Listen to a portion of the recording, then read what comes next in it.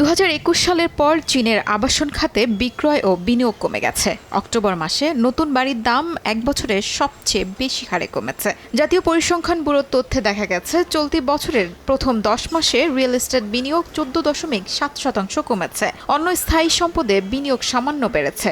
অবকাঠামো খাতে প্রায় অপরিবর্তিত, উৎপাদন খাতে 2.7% বেড়েছে। নতুন নির্মিত বাণিজ্যিক বাড়ির বিক্রয় এলাকা প্রায় 72 কোটি বর্গমিটার, যা গত বছরের তুলনায় 6.8% কম। বিক্রয় আয় 6.69 ট্রিলিয়ন ইউয়ান, অর্থাৎ প্রায় 86,970 কোটি টাকা, যা 9.6% কমেছে। জাতীয় পরিসংখ্যান ব্যুরো বলছে, রিয়েল এস্টেট বাজার এখন পুরনো মডেল থেকে নতুন উন্নয়ন মডেলের দিকে পরিবর্তনের মধ্যে রয়েছে।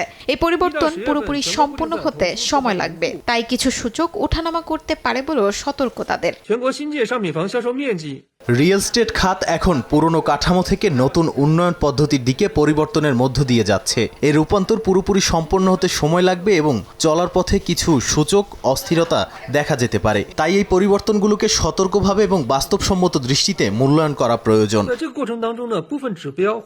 বাজারে দাম কমার ঘটনা সেপ্টেম্বর ও অক্টোবরে বেশি দেখা গেছে, যা সাধারণত বিক্রয়ের সময়। বিশ্লেষকরা বলছেন, বাজার স্থিতিশীল হলে মানুষের বাড়ি কেনার খরচ কমবে এবং সরকারি প্রকল্প ও রফতানির উপর অতিরিক্ত নির্ভরতা কমাবে বলে ধারণা তাদের।